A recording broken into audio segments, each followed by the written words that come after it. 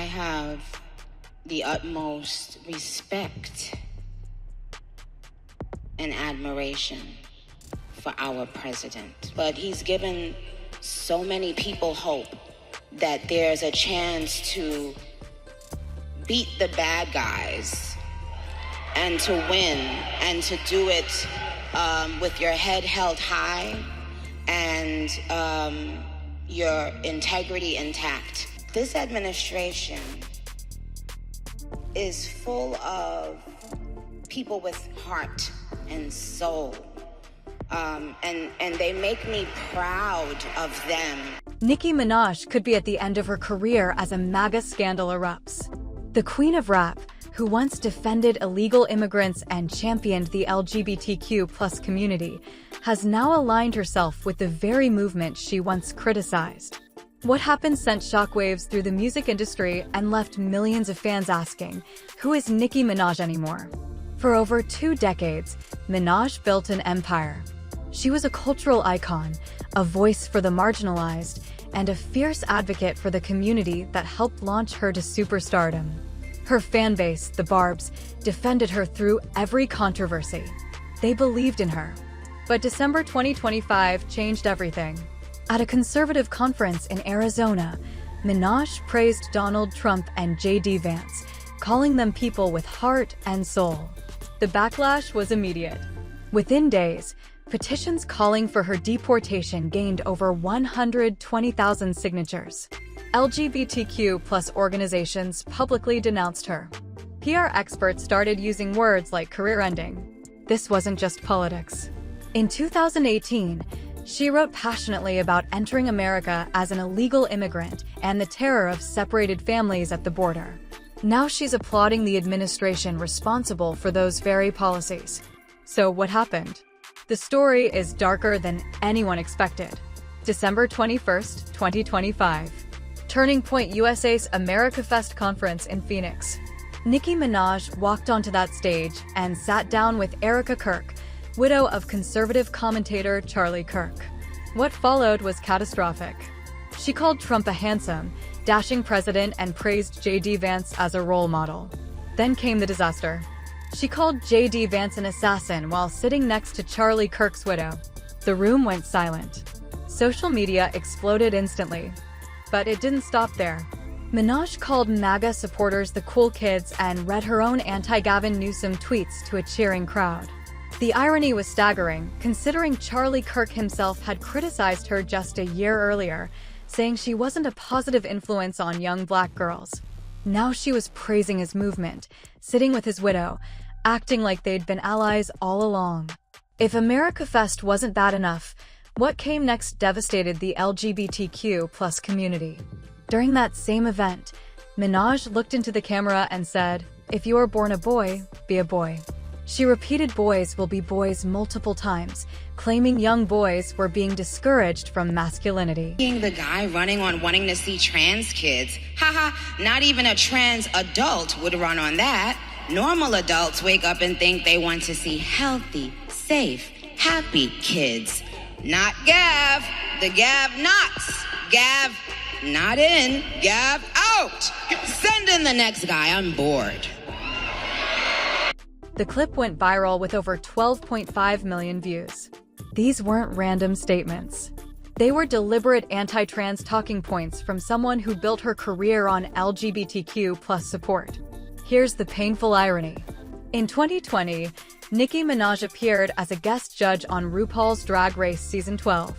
She celebrated queer artistry and positioned herself as an ally. Heidi N. Closet, a contestant that season, now sarcastically dubbed her MAGA Minaj on social media. Fans started digging through old interviews where she'd championed LGBTQ+ rights. TikTok videos appeared with captions like, "I miss the old Nicki who actually cared." Some showed users deleting entire albums, throwing away merchandise and concert tickets. One video gained nearly 300,000 likes with the message, "She built her career off us, and now she's throwing us under the bus for MAGA dollars." UK pride organizations issued statements calling for venue boycotts, declaring, "She is not our friend." Within weeks, Minaj went from celebrated ally to actively rejected by the community that propelled her to stardom. To understand how dramatic this shift was, look at what Minaj said just years ago. In 2018, during Trump's family separation policy, she posted on Instagram, "I came to this country as an illegal immigrant. I can't imagine the horror of being in a strange place and having my parents stripped away from me at the age of 5. She described the terror these children must feel, not knowing if their parents were alive. She begged her followers to imagine that fear and demanded the policy be stopped. In 2016, she rapped "Island Girl, Donald Trump Want Me Go Home" on her track, Black Barbies, directly jabbing at Trump's immigration rhetoric. In 2020, she explicitly said, "I'm not gonna jump on the Trump bandwagon." So what changed? The shift started during the pandemic when Minaj spread vaccine misinformation. Then came attacks on California Governor Gavin Newsom. By late 2024, she was openly expressing anti-trans views. And then AmericaFest made it all official. The woman who defended immigrant children was now standing with the architects of the policies that traumatized them. The response was merciless. Social media became a war zone. Within hours, MAGA Minaj was trending worldwide. Fans who defended her through everything were turning their backs. The barbs were fracturing in real time. According to reports, Minaj lost between 3 to 4 million followers. For an artist whose brand relied on a massive fan base, this was devastating. TikTok became filled with videos of people explaining why they could no longer support her. One showed a young woman deleting every Minaj song from her phone, tears streaming, saying, "I grew up with her music. She made me feel seen. And now I don't even recognize her." Former collaborators started distancing themselves. Radio stations reduced her airplay. Playlist curators moved her songs down in rankings. Longtime fans who'd supported her for 15 or 20 years were publicly walking away, posting photos of concert tickets they were selling and Minaj posters being taken down. The emotional investment was being withdrawn, and with it went the foundation of her career. As the backlash intensified, multiple petitions appeared on change.org calling for Nicki Minaj to be deported to Trinidad and Tobago. The most popular ones gained over 120,000 combined signatures. The reason? Supporting anti-immigration policies despite being an immigrant herself. The irony was brutal. She'd admitted in 2018 to coming as an illegal immigrant. Now she was endorsing harsh immigration enforcement. The petitions argued that if Minaj believed in the policies she endorsed, she should face those same consequences. If family separation was acceptable, why should she be exempt? What made this striking was Trinidad and Tobago's response. Many Trinidadian social media users made clear they wanted nothing to do with her either, commenting, "We don't want her back," and "She's America's problem now." She'd abandoned communities in America, and now her birth country was rejecting her too. The deportation talk raised questions about her legal status. Is she a naturalized citizen? Under the policies she now supported, her own immigration story could be grounds for deportation proceedings. The contradiction was staggering, defending the system that could have separated you from your parents as a 5-year-old child. PR experts began weighing in with dire predictions. Megan Dooley told The Mirror this could be the end of Nicki Minaj's career. Not a setback. The end. She pointed out that Minaj had faced previous controversies, but the barbs had always defended her. This time was different. She'd crossed a line even devoted fans couldn't ignore. Chad Teixeira described it as an emotional fracture with her fan base. When an artist's political stance contradicts what fans believe they stood for, it feels like betrayal.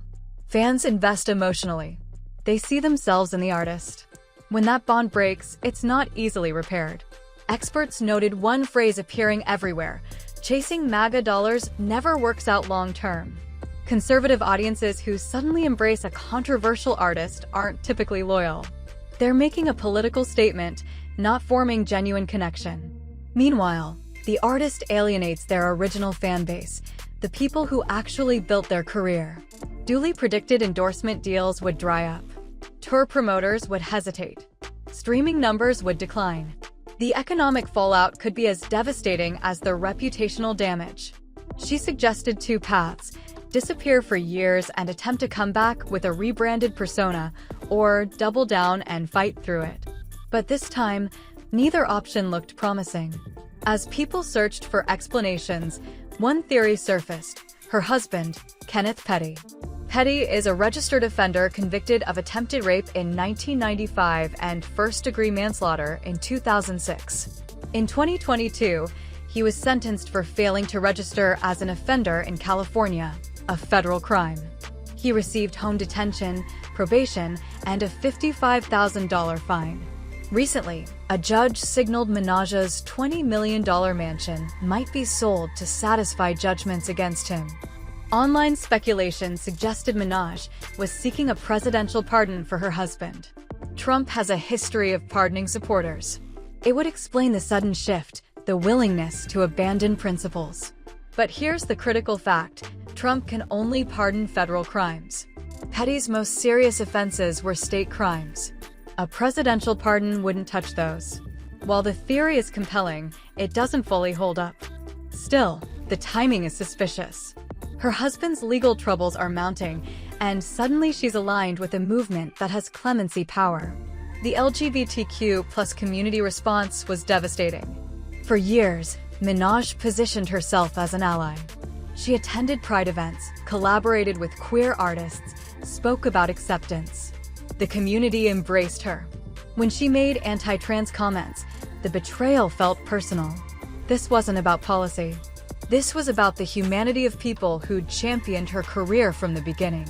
UK pride organizations declared, "She is not our friend," and called for boycotts. Bars and clubs stopped playing her music. DJs removed her tracks. Pride festivals made clear she wouldn't be welcome. Former fans detailed how they'd supported her over the years, buying every album, defending her during feuds. Now all those memories felt tainted. The community responded by removing support entirely, choosing self-preservation over loyalty. Within the music industry, Minaj found herself increasingly isolated. While no major artists publicly attacked her, the silence was deafening. Joe Budden addressed artists who chase political movements for relevance, noting it rarely ends well.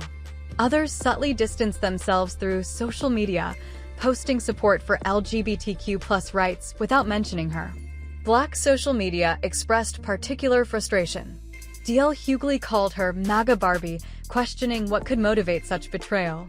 Conservative figures who'd previously criticized her suddenly praised her conversion.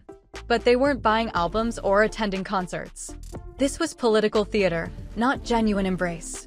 Minaj had sacrificed her real fan base for an audience that would never replace them. Industry insiders suggested her career trajectory was now severely compromised. Labels would hesitate to invest. Brands would avoid association. Every business decision involving her came with risks that hadn't existed before. So where does Nicki Minaj go from here? She can disappear and attempt to come back years later, or double down and fight through criticism. But this time is different. The damage cuts deeper than anything before. Endorsement deals will disappear. Tours will face protests. Streaming will decline. Every revenue stream sustaining her career for 2 decades is now threatened. But the real question isn't about money. It's about legacy. Nicki Minaj was considered one of the greatest female rappers in history. She broke barriers, dominated charts, influenced generations. That legacy is now permanently tarnished. When people look back at her career, this moment will be part of the story. Can she recover? Theoretically, yes. But it would require genuine accountability, not strategic apology.